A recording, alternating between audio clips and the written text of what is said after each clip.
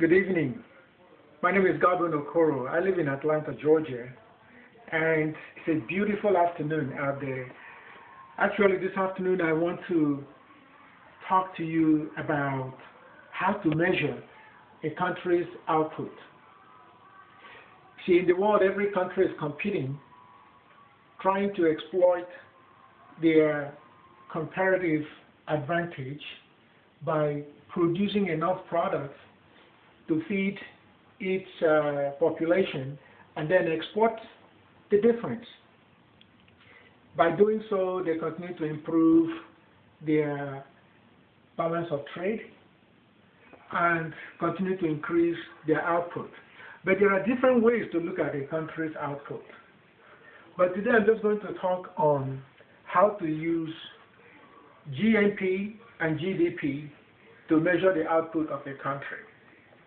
Now, my expectation after watching this video is that you'll be able to define GNP and GDP. Now, GNP stands for Gross National Product, and GDP stands for Gross Domestic Product. So I expect that you'll be able to know the definition.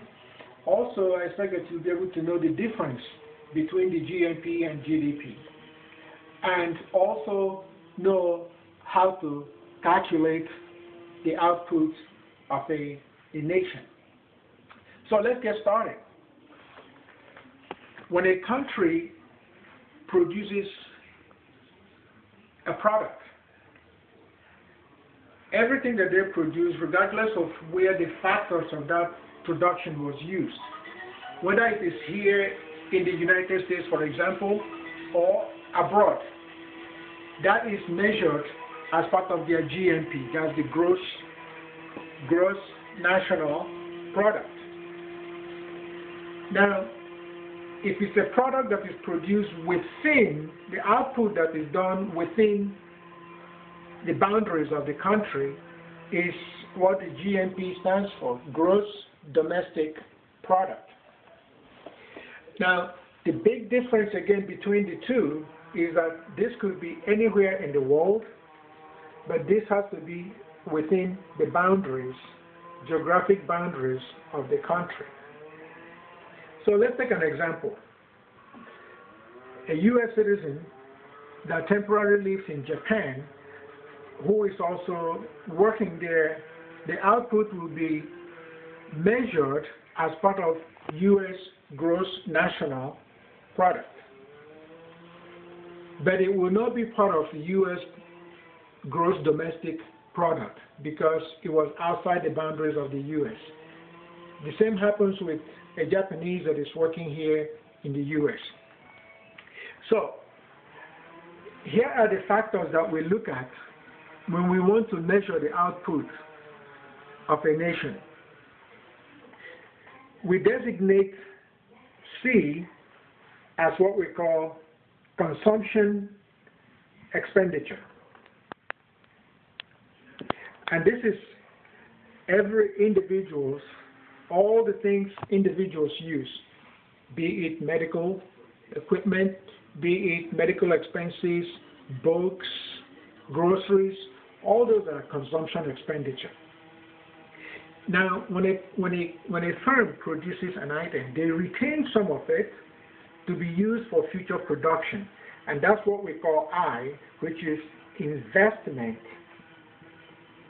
expenditure. Now, a firm that produces items also sells some of them to the government and government agencies, and those are regarded as government expenditure.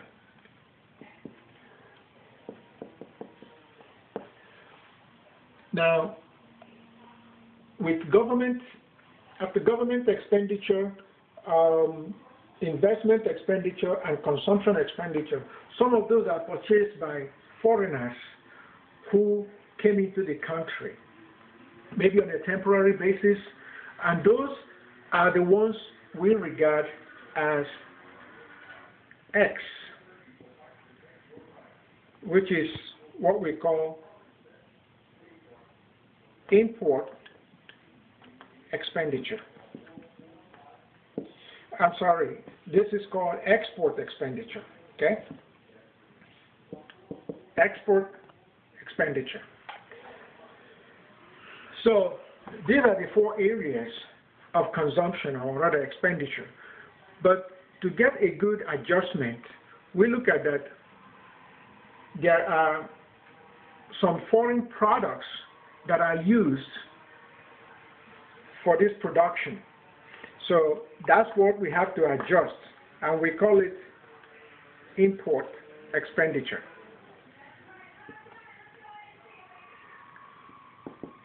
So now to get the total expenditure of a country, or the total output, the formula then will be designated as E for expenditure, which will then be C plus I for investment plus G for government expenses plus X for all the export expenses minus import. So when you look at this now, the total output of the country then is denoted with Y, which is then the formula will be C plus I plus G plus X minus import. So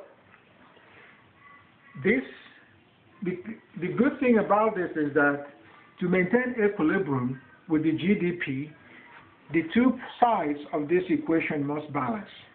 So using an example, let's use a figure that's actually a true figure from 2003 US GDP. And this figure comes from the Department of Commerce. So this was, Y was 11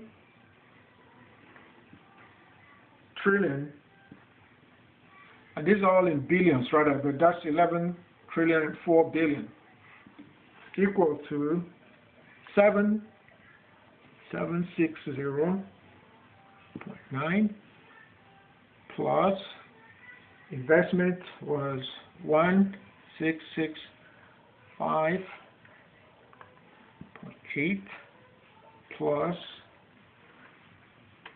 government expenditure was 275.5 and foreign expenditure was 1046.2, then minus the import of 1544.3. Now, if you look at this, the two equations, if you add up the total of this plus the total of this would be 11, the same as this, 11 trillion as well, because this has to balance with that. Now, this is exactly how you measure any country's total output. I hope this helps, and I'll see you a future date. Thank you.